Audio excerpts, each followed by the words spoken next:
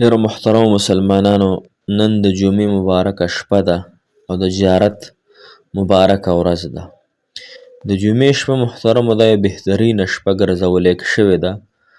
په حدیث مبارکو کې د جمعې شپې ته ډیر زیات فضیلت حاصل دی، بلکې بعضې علما وایي چې د شب قدر شپه بهتر ده، بعضې وایي د جمعې شپه بهتره ده، بعضې وایي د لیلة القدر شپه بهتره ده.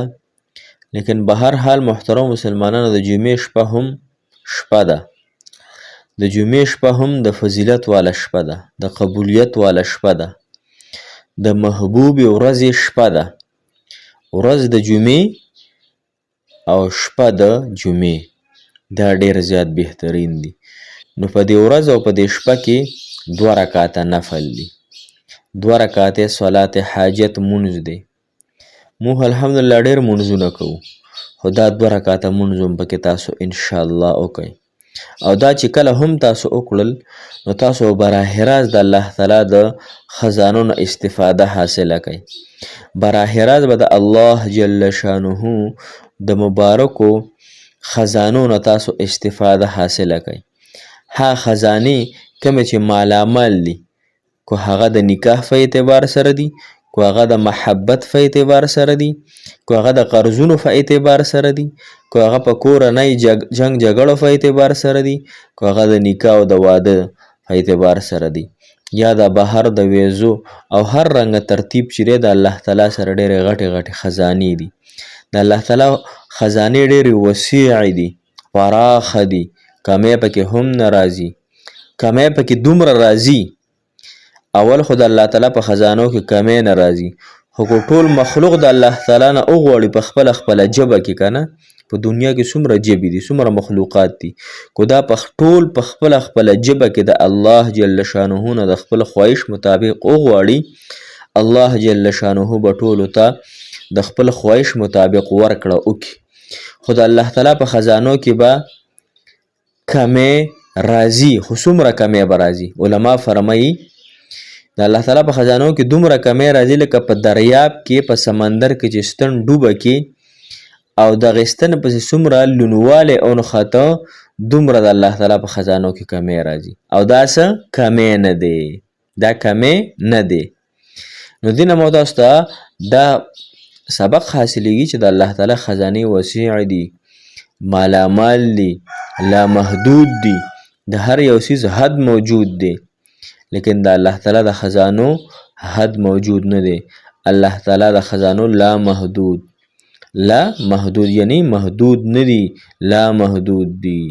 السلام علیکم ورحمت الله وبرکاته. ډیرو معزز محترم او قابل قدر مسلمانانو ورونو خویندو، تاسو به روغ جوړ یئ. د ژوند په خوشحالو کې به الله تعالی مو خوشحاله او باد ساته.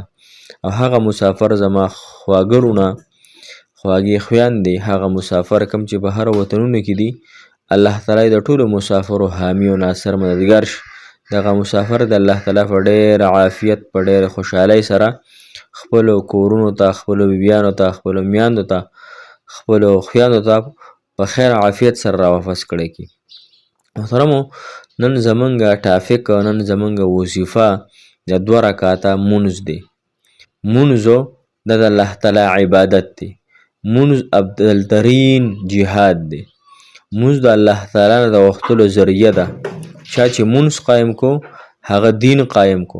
چا چې مونځ پرېښودو، هغه خپل ایسه دین ونړاو. مونځ په دین کې داسې حیثیت لري لکه زمونږ په سر کې، زمونږ په وجود کې چې سر حیثیت لري. نو مونځ سره محترمو تاسو تعلق برابر کړئ. مونځ او کم از کم 5 وخته مونځ په هر مسلمان باندې دا فرض دی. شیطان د یوې سجدې نه انکار وکړو، صرف یوې سجدې نه. هغه سجده الله تعالی ته نه وه، د الله تعالی بنده ته وه، د الله تعالی په حکم باندې وه، د آدم علیه السلام ته. لیکن هغه په هغې باندې عمل نه کوو، د هغې نه انکار وکړو. نو محترم مسلمانانو، د یوې سجدې په ګناه باندې الله تعالی شیطان مردود همیشه دپاره وګرځو. نن مو تاسو سوچ وکړو زموږ څومره نوجوانان، هلکان، څومره جینکۍ دا سحر مونځ نه کوي، بېلمازه پراته وي.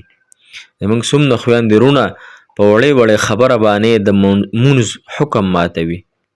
بلکې حدیث مبارکو کې راځي چې یو مونځ قصدن عمدن قضا کو دا د نقصان په اعتبار سره داسې دی لکه چې د سړي ښځه بچي مور او پلار کور مال دولت ګاړی موټرسیکل هر څه ترې لوټ کړی شو سمندر پرې رالی سیند پرې رالی لکه څوک چې مونځ قضا کوي که نه قصدن نو دا داسې دی که نه د دومره نقصان وکړو چې دی په کور کې ناست دی په ده باندې اکدم توپان یا سیلی پرې رالی یا پرې اوبه رالی دا هر څه یې تباه و برباد کړه ده د اک نه واله تر زیړه پورې تمام معاملات بچي ښځه کور ګاونډ پیسې مال دولت هر څه د ده تباه و برباد شو مړه شو غرق شو هلاک شو دی یوازې تنها پاتې شو څومره خفګان چې انسان له په دغه نقصان باندې فکار دی دومره خفګان انسان له په یو مونځ پرېښودو باندې فکار دی او قسم دی کو زمونږ فروا همي چې یاره مونږ مونځ قضا کړو یا مونږ مونځونه قضا کړه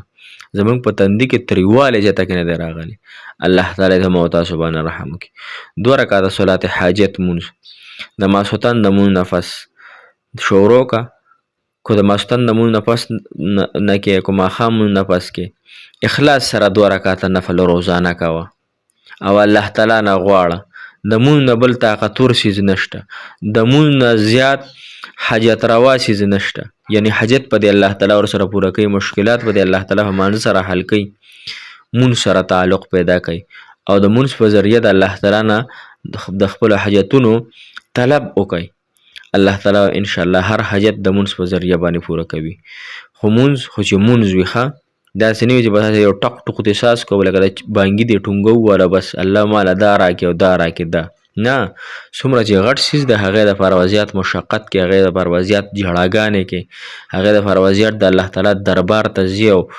خپله تندی او پوزه به په ځمکه پسې سولې او جاړې به الله به راته حاصلېږي او که داسې نه وي بس هسې لکه د بانګي د ټونګه وواله او بس بیا د ټونګه وواله بس الله ماله ګاړی راکړي الله ما ویزه وکړي الله زما د خاوند ټیک کړي الله زما د قرضونه ختم کړي بېشکه الله یې ختمولی شي الله ته څه ګرانه نه ده خو لیکن محترمو د الله تعالی عادت دا نه دی الله تعالی د انسان مصلحت ته ګوري الله تعالی د انسان ضرورياتو ته ګوري الله تعالی د انسان خواهشاتو ته ګوري چې دی چې څومره اوبو کې ډوب دی او څه وله کول غواړي څه وله نه دا د الله تعالی چاحت دی چې څه غواړي کولی شي په خپلو کولو کې چاته محتاج نه دی او نه د چا نه محترم مسلمانانو په چا باندې فروا ساتي بې فروا ذات دی لهذا موږ حاجتمنې موږ به د الله تعالی نه غواړو هغې پورې به غواړو څو پورې میلاو شوی نه امیدي به نه کوو موږ ته هم دعاګانې کوو تاسو ته کوو جزاک الله خیر احسن الجزا فی الدنیا والآخره السلام علیکم ورحمة الله وبرکاته